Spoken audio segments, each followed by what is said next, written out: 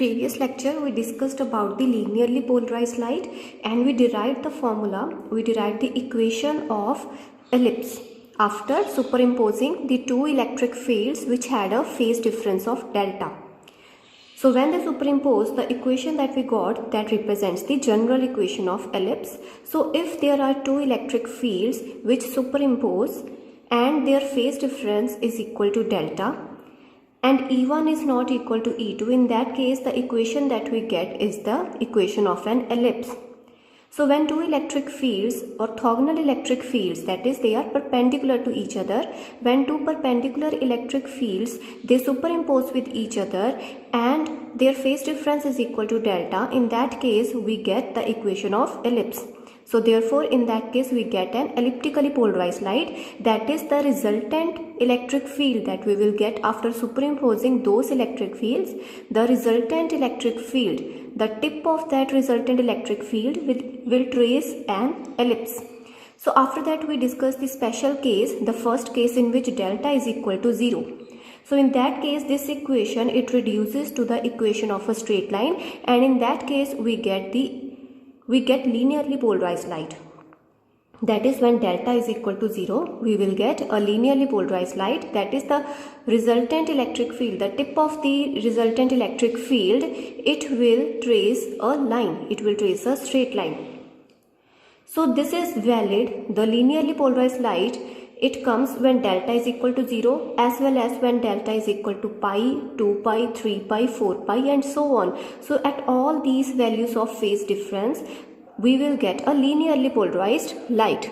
So at all these values of phase difference, that is of 0, pi, 2 pi, 3 pi, 4 pi, we will get the equation of a straight line. That is, in that case, the light that we will get will be linearly polarized light. The second case we are going to discuss is when E1 is equal to E2. What will happen when E1 is equal to E2 and the phase difference, this is equal to plus minus pi by 2. That is, they have 90-degree phase difference. The two orthogonal components of the electric field, they have 90-degree phase difference. So in that case, this general equation of ellipse, so what will it become? So E1 is equal to E2 and delta, let's say you take either plus pi by 2 or minus pi by 2. So cos of plus minus pi by 2, it will be always equal to 0, and sine of plus pi by 2 or minus pi by 2, since we have sine square delta over here, so sine square pi by 2 or sine square minus pi by 2, it will be always equal to 1. So the equation that we will get in that case will be Ex square divide by E1 square, and let's suppose we put E1 is equal to E2 and that is equal to E0. So instead of E1 we will substitute E0 minus twice of Ex into Ey over E1 or E0 into cos of plus minus pi by 2, that is equal to 0. Then plus Ey square over E2 square, and E2 square can be written as E0 square, and this will be equal to 1. So this second term, it will be equal to 0. So from here the resultant equation that we will get, it will be Ex square plus Ey square, this will be equal to E0 square, and this is the equation of a circle.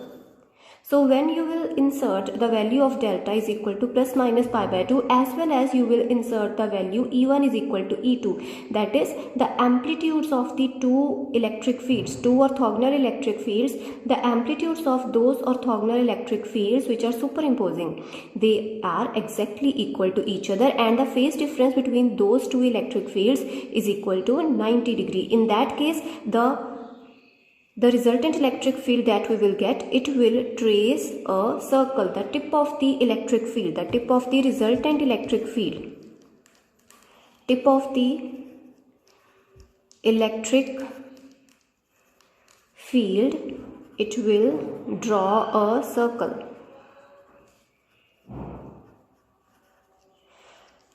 So when these conditions are achieved, this equation, it has reduced to the equation of a circle, which means the resultant electric field, it will trace a circle, and we will get will get a circularly polarized light. So these conditions, they will generate circularly polarized light.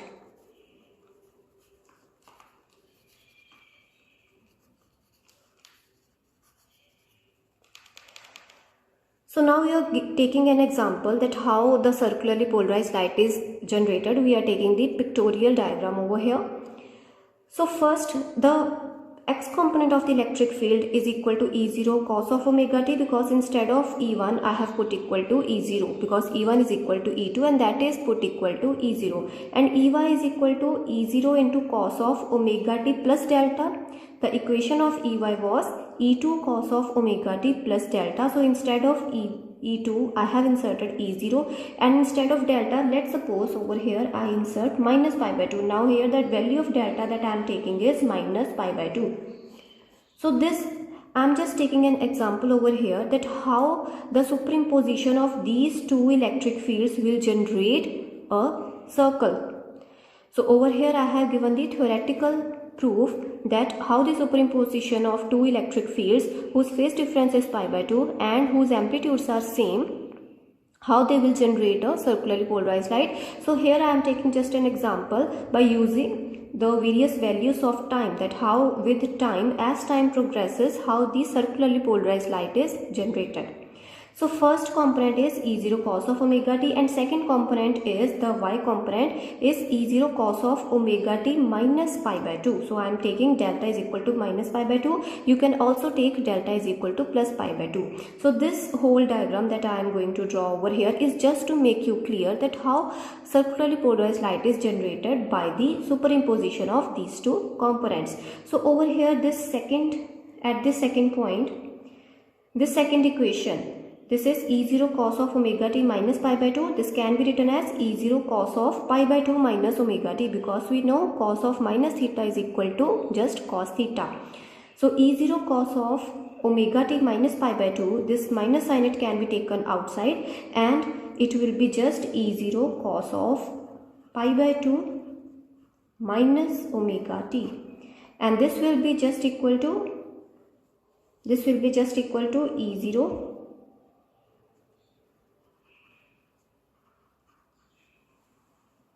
So Ey will become equal to E0 sine of omega t, because we will get E0 cos of pi by 2 minus omega t, and that will be equal to just E0 sine of omega t. Now we will use the various values of omega t as we did in the case of linearly polarized light, and we showed how the superimposition of the two components over there that generated linearly polarized light. But over here we have Ex is equal to E0 cos of omega t and Ey is equal to E0 sine of omega t. Now we will see how superimposition of these two orthogonal components with phase difference of pi by 2, how they will generate circularly polarized light. And over here we have taken the value of delta is equal to minus pi by 2. You can also do the same thing with the delta is equal to plus pi by 2. So in that case the orientation of the circularly polarized light will change.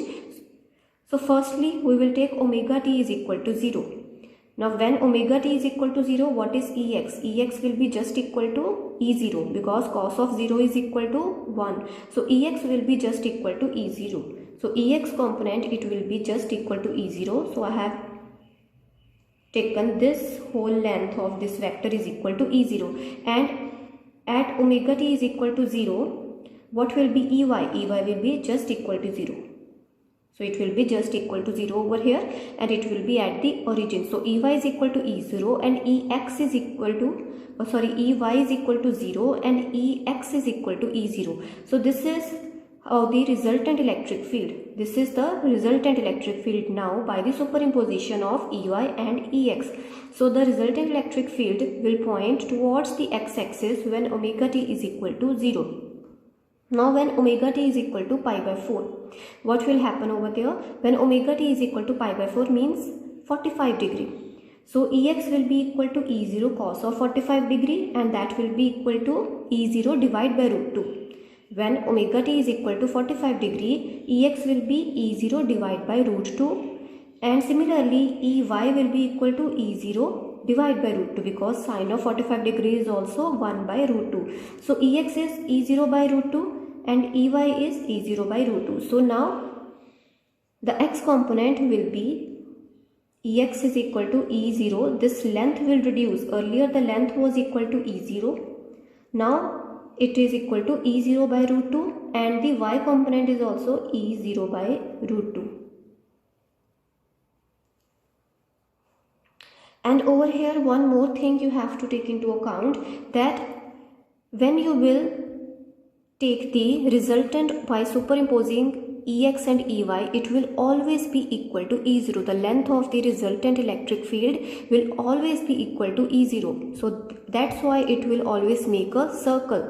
The tip of the electric field, it will move periodically, it will rotate periodically in the form of a circle, but its length will always remain the same. Therefore, it will trace a circle. So over here, let's say this is the Ex, which is E0 by root 2, and this is Ey, which is E0 by root 2, and when you will superimpose these two, you will get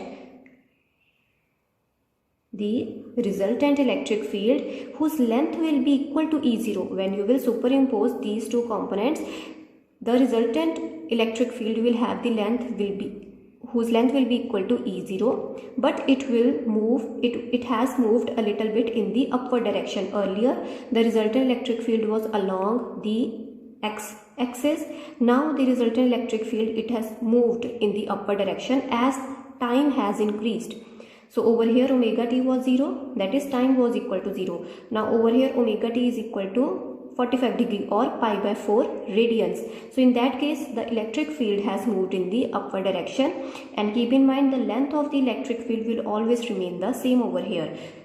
Now when omega t is equal to pi by 2, what happens in that case? Omega t is equal to 90 degrees.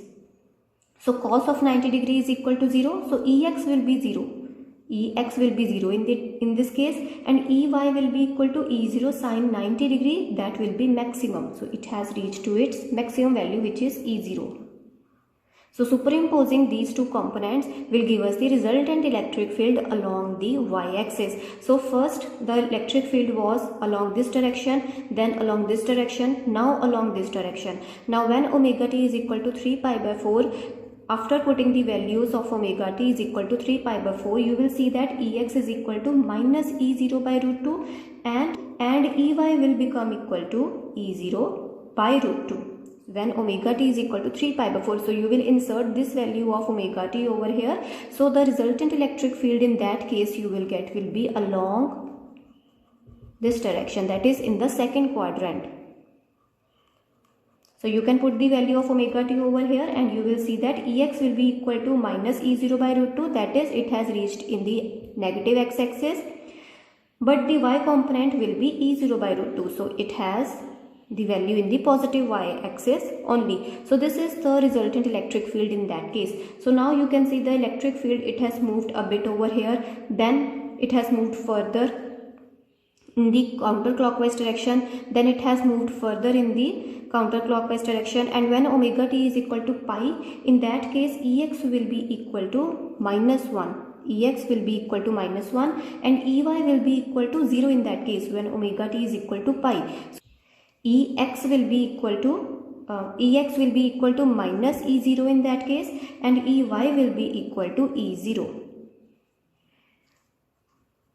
So this will be minus E0, and now the resultant electric field will point in this direction. Now further, if you will take the more values of omega t, that is as time progresses, you will see that this arrow will move in the third quadrant, and after some time it will move in the fourth quadrant, and again after some time it will retrace its path in the circular direction. Now all these things are happening at one point. They all are happening at one point. Now I have drawn the separate diagrams just to illustrate how the electric field will behave at different times. But all these things are occurring at a single point. So let's say this is the single point. At omega t is equal to 0, the electric field points in this direction. Now when omega t becomes pi by 4, this value, the electric field will go in this direction. Then when omega t is equal to pi by 2, then the resultant electric field will move in this direction towards the y-axis like this one. Then when omega t is equal to 3 pi by 4, the resultant electric field, it will move in the second quadrant, then it will point along the negative x-axis, then it will point along in the third quadrant, then along minus y-axis, and so on. And after some time it will start retracing its circular path. So when delta is equal to plus minus pi by 2 and E1 is equal to E2, we have seen using these two equations and different values of omega t that the resultant electric field, the tip of the resultant electric field, it draws a circle. So direction of oscillation of the electric vector rotates periodically. The electric vector, the tip of the electric field, it rotates periodically. It will rotate periodically, that is after some time it will start retracing its path in the circular manner, and magnitude of the vector will remain constant. The magnitude means the length of this resultant vector, it will always remain constant. So this is the definition of circularly polarized light, and this occurs when the phase difference between the two components of the electric field, two perpendicular components of the electric field, they have a phase difference of pi by 2, that is 90 degree. Or you can say two linear components of electric field. Two linear components of electric field means one this one and another is this one. Two linear components of electric field which are perpendicular to each other. Now they are perpendicular to each other and have phase difference of pi by 2. So they have phase difference of pi by 2. We have taken delta is equal to pi by 2. And amplitudes are same, and their amplitudes are E0, and second one also has amplitude E0. So these conditions will give us the circularly polarized light, and this is the diagram I had drawn over here just to make you clear how superimposition of these two linear components which have a phase difference of pi by 2 and which has amplitudes exactly equal to same, so they will result into the circularly polarized light.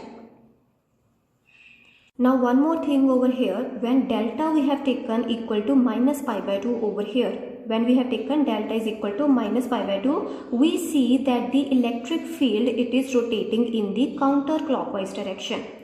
So the electric field, first it was along this direction, then it is along this direction, then it is along this direction, then it is along this direction, means it is rotating in counterclockwise direction. So that is, it is moving towards your left.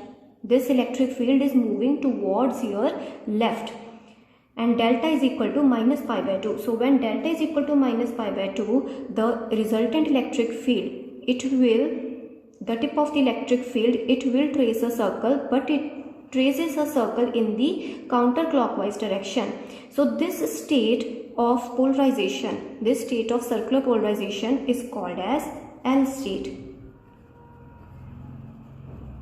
That is when the tip of the electric field is moving in the counterclockwise direction. When delta is equal to minus pi by 2, we have seen that the electric field, it rotates in the counterclockwise direction and it is rotating towards your left. So this state of polarization of circularly polarized light is termed as L state, that is the electric field is moving in counterclockwise direction. So this is denoted by this manner. So it is rotating in the counterclockwise direction, and this is called as the L state of circularly polarized light. Similarly, when you will put delta is equal to plus pi by 2, when you will put delta is equal to plus pi by 2, in that case the electric field, it will move in the clockwise direction. So now the electric field, it moved in the anti-clockwise direction, but when delta will be equal to plus pi by 2, you will see that this electric field, it will move in the clockwise direction. So if it moves in the clockwise direction, that is, it is moving towards your right. It is moving towards your right. So in that case, the state of polarization of circularly polarized light is called as R state. That is, the electric field is moving in the clockwise direction.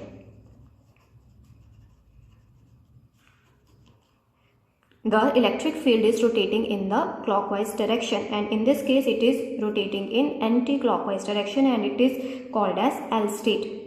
Now over here, this is the x-axis, this is the y-axis, and we are looking at the electric field from the top of the paper.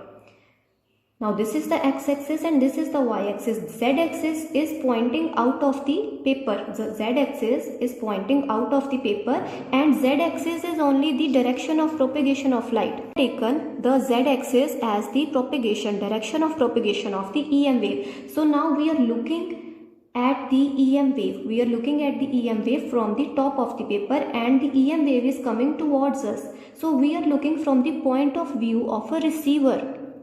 So keep in mind, in this particular diagram, the convention that we have taken, this clockwise and anti-clockwise convention that we have taken, we are taking it from the point of view of a receiver because the EM wave is coming out of the paper and we are also looking at the incoming EM wave. The EM wave which is reaching our eye, we are looking at the EM wave. So we are looking from the point of view of a receiver. So in this case, when you are looking from the point of view of a receiver, you will see that when delta is equal to minus pi by 2, the electric field it rotates in counterclockwise direction. From the point of view of a receiver, when delta is equal to minus pi by 2, you will see that the resultant electric field it rotates in counterclockwise direction and we represent it by L state. But if you view this EM wave from the back side of the paper, if you view this EM wave from the back side of the paper means from the point of view of the source, from the point of view of the source from which EM wave is coming out. So when you will look from the point of view of a source, you will see that when delta is equal to minus pi by 2, the resultant electric field it will rotate in clockwise direction. In that case, we will see that the EM wave is in R state. The EM wave is in R state because when you will look at the EM wave from the point of view of a source and you will put delta is equal to minus pi by 2, in that case the rotation of the electric field will be in the clockwise direction from the back side of the paper. But if you will look at the same EM wave from the top of the paper, you will see the electric field is rotating in the counterclockwise direction. But if you will view it from the point of view of a source, you will see that the same electric field is moving in the clockwise direction. So the state of the EM wave it changes if you will change your point of view, if you change the convention. And similarly, if delta is equal to plus pi by 2, when delta is equal to plus pi by 2, in that case the electric field it will rotate in clockwise direction from the point of view of a receiver, but from the point of view of a source it will rotate in counterclockwise direction. From the point of view of a receiver, when delta is equal to plus pi by 2, the electric field will rotate in clockwise direction. But if you will view this same electric field from the back side of the paper or from the point of view of the source, you will see that this rotation of the electric field is counterclockwise. So the state of the polarization is completely opposite if you change your point of view. So you have to take the same convention throughout the experiment. And this L state is called as left circularly polarized light and R state is called as right circularly polarized light. Now this is how the EM wave, the circularly polarized light, it propagates along the z-axis in space. So the electric field it rotates periodically. The electric field is no more in one plane. Like in the case of linearly polarized light, the electric field it always vibrated in the single plane. So that's why it was called as plane polarized light. But in this case, the electric field it keeps on changing its direction of vibration, but it changes periodically and it rotates in a circular manner. And when you view it from the point of view of a receiver, when you view it from this direction, you will see that the electric field is retracing a circle. It traces a circle. Now this is the same convention over here that I have written, that when the resultant electric field it rotates in the anti-clockwise direction, then it is called as L state, that is the electric field is moving towards your left.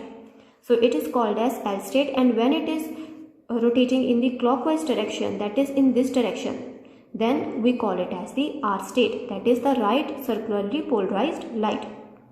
Now the last case is when E1 is not equal to E2, when amplitudes are not the same but the phase difference is equal to plus minus pi by 2. Now when E1 was not equal to E2 and delta is not equal to 0, because when delta is equal to 0, what we will get? We will get a linearly polarized light. And when delta is equal to plus minus pi by 2, we get a circularly polarized light, but with the condition E1 should be equal to E2. So when delta is equal to 0, we get a linearly polarized light. Then when delta is equal to plus minus pi by 2 and E1 is equal to E2. With these two conditions, we get a circularly polarized light. But we have seen the general equation of ellipse. This general equation of ellipse that we derived in the last lecture, in this case E1 is not equal to E2. In this case delta is not equal to 0, because when you will put delta is equal to 0, this equation will reduce to a straight line, and delta is not equal to plus minus pi by 2. So when these conditions are there, when these all conditions are there, we get elliptically polarized light, we get elliptical polarization. And when you will plot this equation, what you will get is an ellipse, but it will be tilted. This ellipse will be tilted. So this is the x-axis, this is the y-axis, and when you will plot this function, this whole equation, you will plot for a particular value of delta, and delta is not equal to 0 and it is not equal to plus minus pi by 2, and for some values of E1 and E2, provided E1 is not equal to E2, in that case you will get an ellipse. The tip of the electric field, it will trace an ellipse in this fashion. So this ellipse can be in any orientation. Now we are going to see the third case in which delta is not equal to 0, E1 is not equal to E2. But what happens when delta is equal to plus minus pi by 2? As we saw, when delta is equal to plus minus pi by 2 and E1 is equal to E2, we get circularly polarized light. But now we are taking the condition when delta is equal to plus minus pi by 2 but E1 is not equal to E2. So in that case what happens? That is, E1 is not equal to E2 and delta is equal to plus minus pi by 2. So let's say we take delta is equal to pi by 2. So let's say delta is equal to pi by 2. So what happens? This cos of pi by 2, it will be equal to 0, and sine square pi by 2, it will be equal to 1. So the equation, this equation, it will reduce to ex square by E1 square. Now cos of pi by 2, it will be equal to 0. So second term, this whole term will be equal to 0 plus ey square by E2 square. Ey square by E2 square will remain as it is, and that will be equal to 1. So this is again the equation of an ellipse.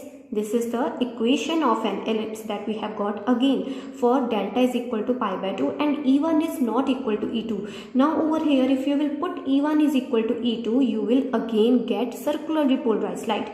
But this is the condition which we will get when E1 is not equal to E2. So in this case, we will get an ellipse. So we will get an ellipse in this case. The ellipse that we will get, it will be in such a form that its major and minor axis will be along the coordinate axis. Over here, this was the general equation of ellipse, and the ellipse that we get in this case would be in any random direction. It will be in any random orientation. But over here, when delta is equal to pi by 2, the ellipse that we get, this special ellipse that we get, has its major and the minor axis along the coordinate axis. So this is the major axis over here and this is the minor axis, and these two axes, they are along the x and y axis. And over here, the ellipse that we have drawn over here, the minor axis is along the y-axis and major axis is along the x-axis. So this is the difference when you will put delta is equal to pi by 2 in this equation and E1 is not equal to E2. And over here, the major axis is along y-axis, and in this first diagram, the major axis is along the x-axis, and this difference comes from the values of E1 and E2. E1 is not equal to E2. E1 is the amplitude along the x-axis. E1 is the amplitude along the x-axis. E2 is the amplitude along the y-axis. So when E1 is greater than E2, we will get this kind of ellipse. That is, the major axis is along x-axis and minor axis is along the y-axis. And this diagram, this ellipse we will get when E2 is greater than E1. That is, the amplitude along the y-axis more and amplitude along the x-axis is less. So E2 is greater than E1. So the ellipse that we will get will be of this form. That is, its major axis will be along y-axis and minor axis will be along x-axis. So major and minor axis of the ellipse, they are oriented along the coordinate axis when delta is equal to plus minus pi by 2. So they are oriented along the coordinate axis. So in this case also we get an ellipse, and in the general form also we get an ellipse. But in this case the difference is that the major and minor axis of the ellipse, they are oriented along the coordinate axis. So two linear components of electric field. Two linear components of electric field are Ex and Ey, which we had written as E1 cos of omega t, and second one we had written as E2 cos of omega t plus delta, but over here delta we have taken as plus pi by 2. So this is the first linear component, this is the second linear component. So two linear components of the electric field perpendicular to each other. So they are perpendicular to each other. This is along x-axis, this is along y-axis. They are perpendicular to each other, have different amplitudes. They have different amplitudes. E1 is not equal to E2. And any phase difference except delta is equal to 0, pi, 2 pi and so on. Except phase difference 0, pi, 2 pi and so on, any value of delta you will insert, you will get an ellipse. So over here, the delta that we had taken was pi by 2. This is the special case of ellipse. When delta is equal to pi by 2, this gives us the special ellipse whose major and minor axes are along the coordinate axis. But if delta is not equal to pi by 2, in that case also we will get an ellipse, but its major and minor axes, they are no more along the coordinate axis. So in this case also we get an ellipse, and in this case also we get an ellipse. So the definition of elliptically polarized light is two linear components, when two linear components of electric field perpendicular to each other, these two linear components of electric field perpendicular to each other have different amplitudes. They have different amplitudes and have any phase difference except these values. They can have any phase difference. They can be pi by 2, it can be other value, it can be another value other than pi by 2, but it should not be 0, pi, 2 pi, because when you will insert 0, pi, 2 pi, you will get what you will get? You will get a linearly polarized light. So therefore accept these values of delta. If you will put any other value of delta, you will get an ellipse, and provided E1 is not equal to E2. E1 should not be equal to E2, because if E1 is equal to E2, in this case delta is equal to pi by 2, and if E1 is equal to E2, you will just get circularly polarized light. So this is the definition of elliptically polarized light, and this is how elliptically polarized light is generated.